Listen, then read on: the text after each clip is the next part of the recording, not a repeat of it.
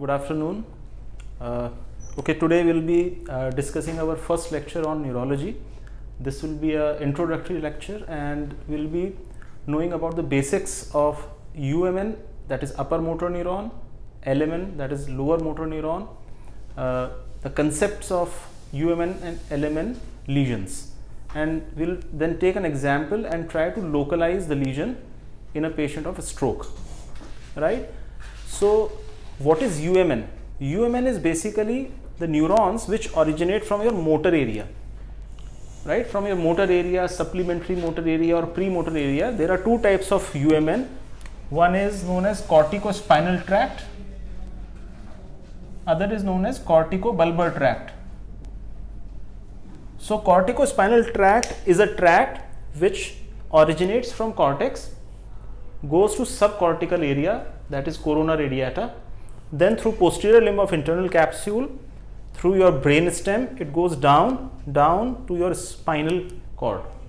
In spinal cord, it gives branches to your anterior horn cells in the anterior gray horn, and from anterior horn cell your lower motor neuron starts and it goes to your affected organ or affective muscle.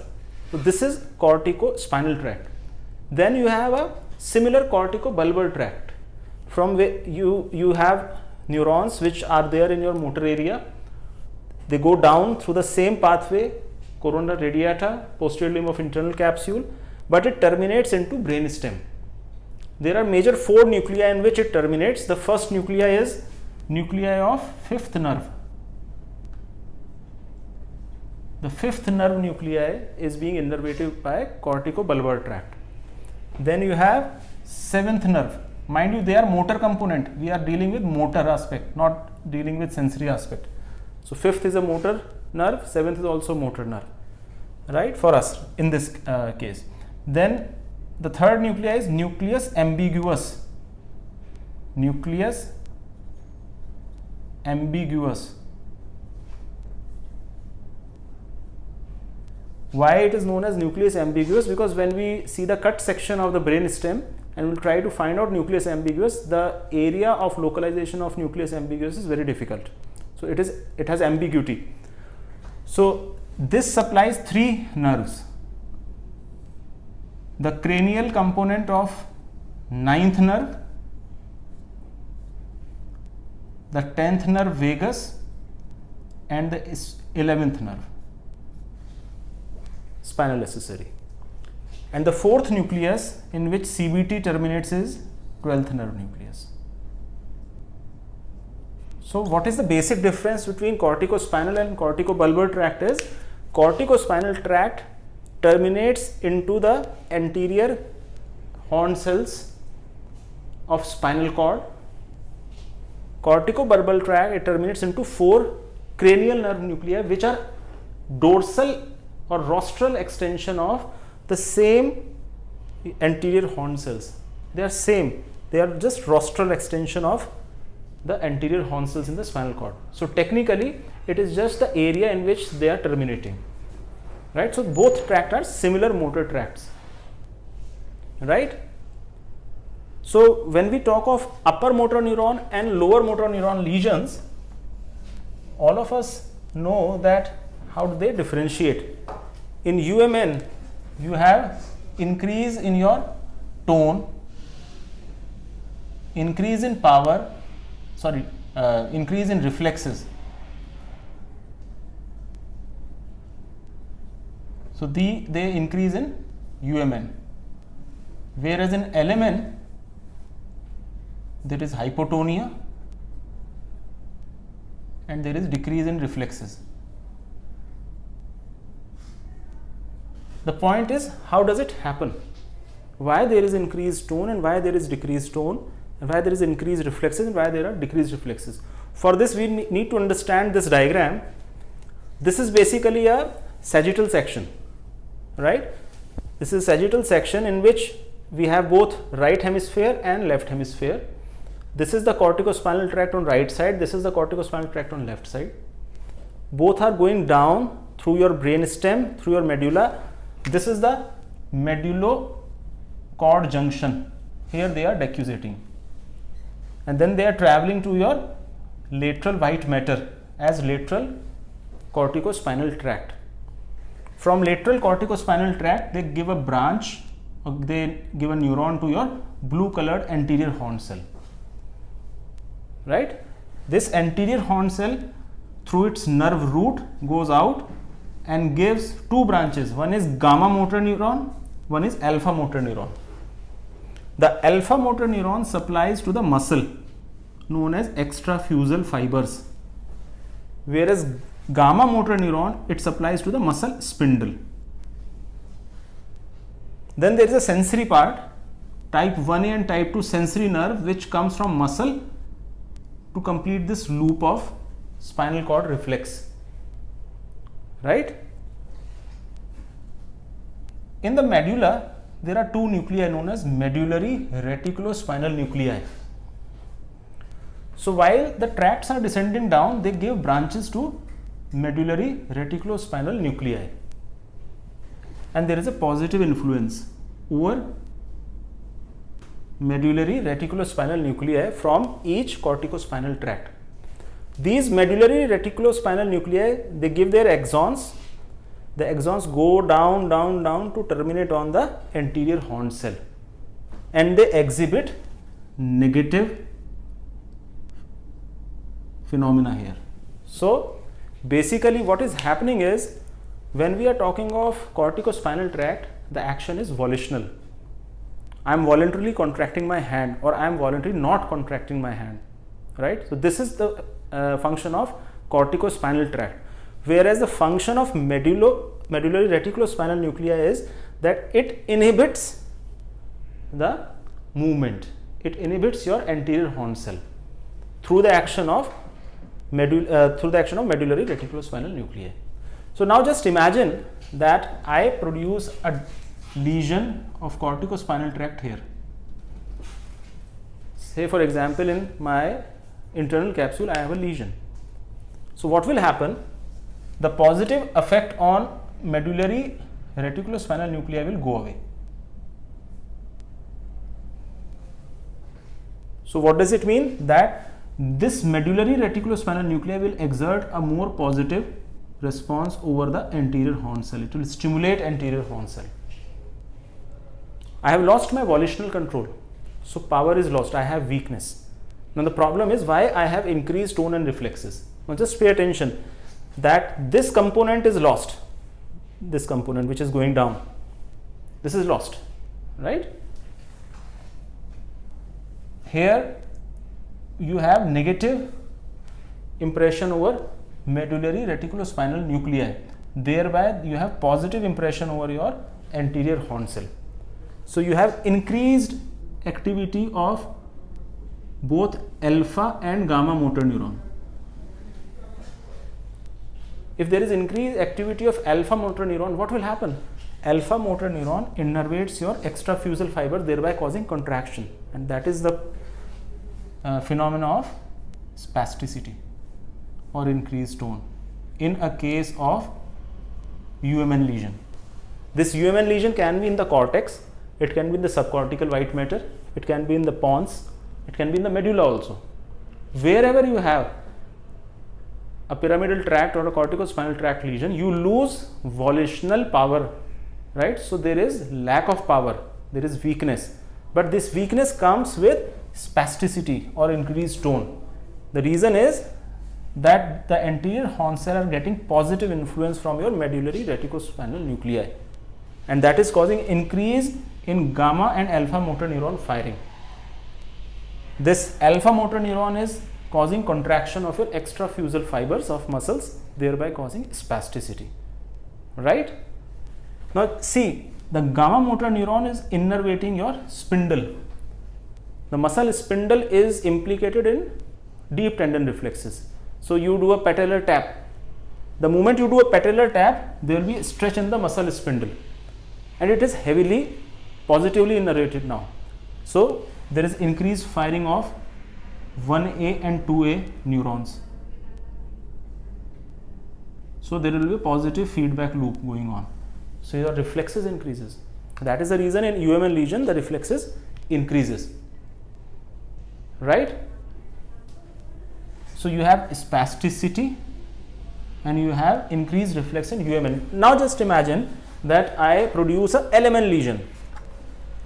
I cut my nerve here. I have no problem in my corticospinal tract. It's absolutely normal. So my volitional control is not lost, but exertional control is lost. So again I have weakness. I cannot move because nothing can be transmitted across, right? But the effect on medullary reticulospinal nuclei is also there, right? So basically, when the affection is control is lost, you have decreased firing of your alpha and versus gamma motor neurons. So it is exactly opposite. So your tone goes down, that is known as hypotonia. And the same mechanism is responsible for your decreased DTR. Right? I think this is clear that why there is hypertonia in UMN lesion and why there is increased DTR in UMN lesion and why there is decreased tone or hypotonia or decreased DTR in LMN lesion. The problem is here because of medullary reticulospinal nuclei. Now we need to understand what is the difference between spasticity and rigidity. See, spasticity and rigidity are different. In spasticity you have weakness. In rigidity you don't have a weakness. Rigidity is with Parkinson's disease, right? You don't have a weakness. The other thing is that spasticity is velocity dependent. Velocity dependent. And it is directional dependent. Directional. What does it mean? That suppose my right upper limb is spastic because of a UMN lesion. When I will try to move, it will offer me a resistance. And there will be a giveaway of resistance, that is known as clasp knife of spasticity. But as I increase my velocity, I will encounter a greater force. Right? So as you increase your movement, passive movement velocity, you will encounter greater resistance. This is known as velocity dependent spasticity. This is not true with rigidity. In rigidity, whether you move your limb fast or you move your limb slow, you encounter the similar amount of force against your arm. Right? Secondly, if I move in UMN lesion, if I move my arm like this and I encounter a spastic force, if I move it in opposite direction, I won't encounter a spastic force. In rigidity, I will encounter it bidirectionally. Right? So in rigidity, you have bidirectional encounter of force.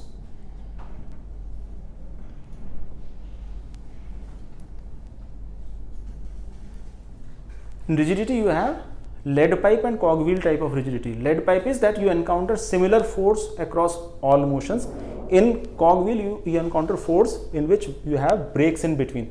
Technically, it is lead pipe rigidity with tremors. So when you have tremor with lead pipe rigidity, the outcome is cogwheel rigidity. Okay.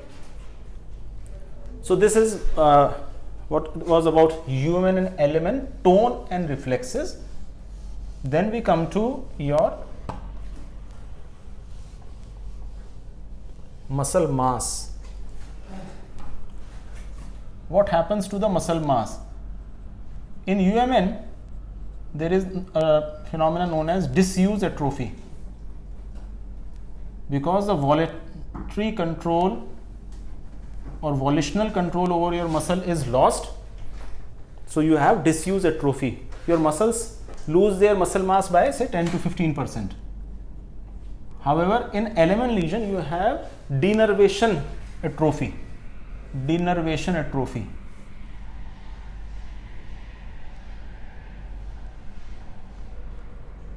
And you lose by 60 to 80% of your muscle mass. Now, the question is why it happens. The question is why it happens. Say for example, this is your muscle.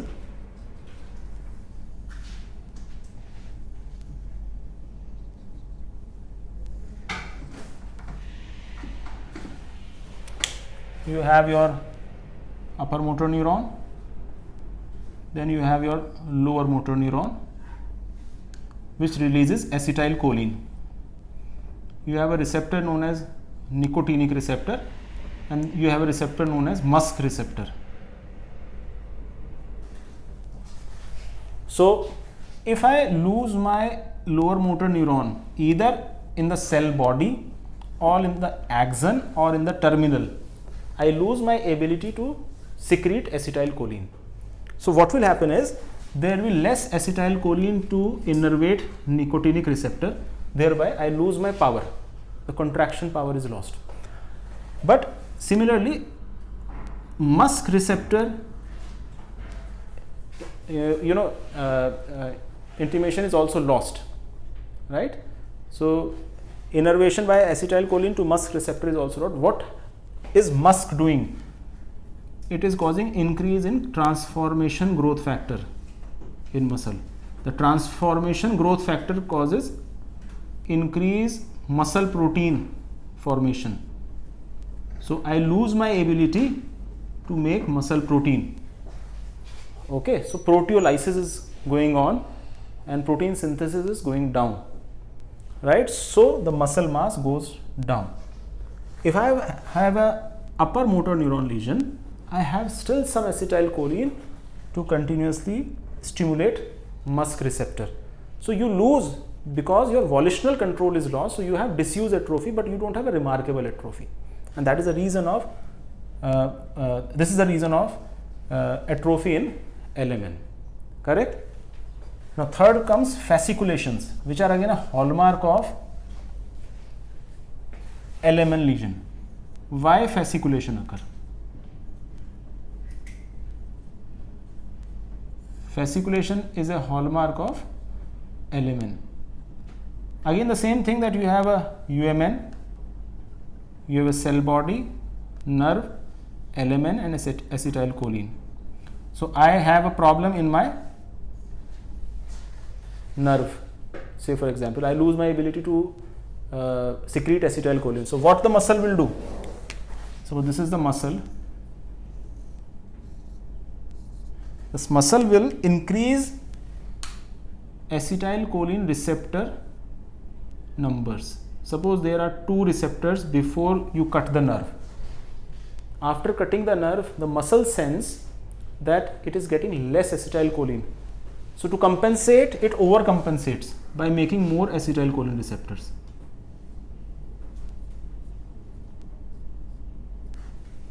When acetylcholine combines with acetylcholine receptors, there is influx of sodium.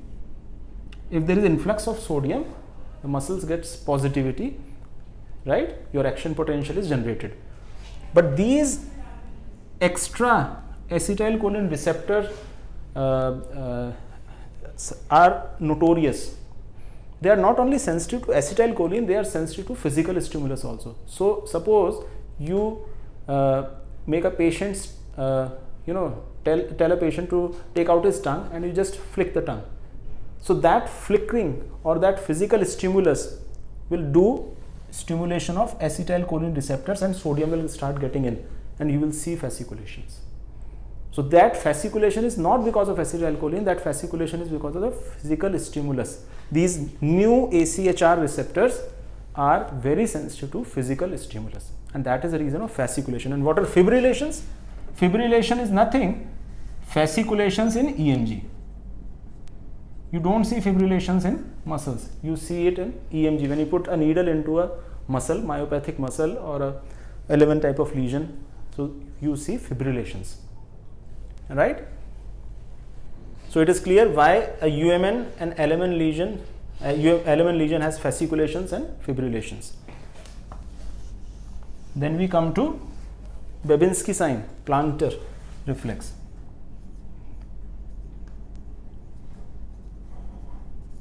Plantar reflexes or Babinski is positive in UMN. Why? Reason. The reason is that the corticospinal tracts, which are coming down to your spine, they exert a negative influence over your dorsiflexes.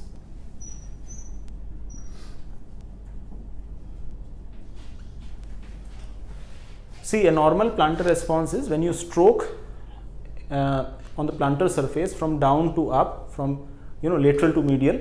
So the toe goes down and the great toe also goes down. Right? This is a normal plantar response, right? So there is a plantar flexion, right? The dorsiflexion would be the big toe going up and the fans, small toes, they should be fanning out, right? So dorsiflexes. What happens is, when corticospinal tract are intact, they are exerting negative feedback on dorsiflexes. So when you stimulate, the same reflex arc comes into play and your plantar flexion occurs. But suppose your corticospinal tract is damaged, so you lose your negative feedback on dorsiflexes, so they become more strong. So if you stroke now, there will be a component of plantar flexion also, but that will be overpowered by your dorsiflexion, and that is the reason you have an extensor plantar response in any CST, corticospinal tract lesion. Correct? So this happens at reflex level. The same thing applies for Babinski. Two more things are there for upper motor neuron. One is known as pronator drift. Pronator drift. What happens is that you tell the patient to extend his arms like this, right? Suppose you have a upper motor neuron lesion on right side. So what will happen is, if I close my eyes, this hand will start going down and it will start pronating. It is the earliest sign of UMN lesion, right? UMN palsy mein you have pronator drift, which is the earliest sign coming. Last one is Hoffman sign. What happens in Hoffman's,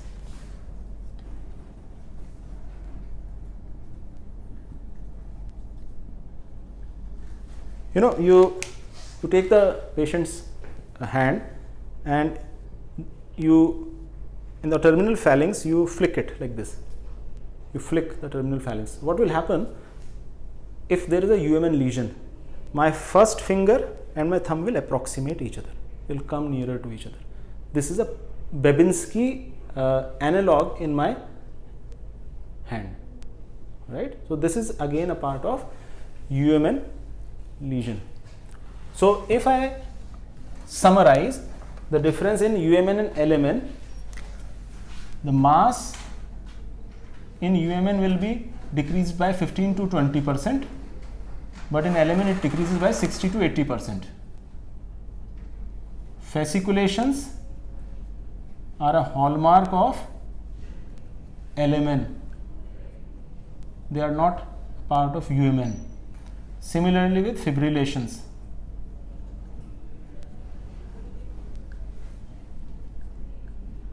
Tone is spastic in UMN. It is flaccid in LMN. Power is weak. You have a weakness, but it is spastic in UMN. You have loss of power, which is flaccid in LMN. Reflexes are exaggerated in UMN. Reflexes are either decreased or absent in LMN, right? Then you have plantar response. Plantars are extensor in UMN. They are flexor or they may be absent in LMN. Hoffman's and pronator drift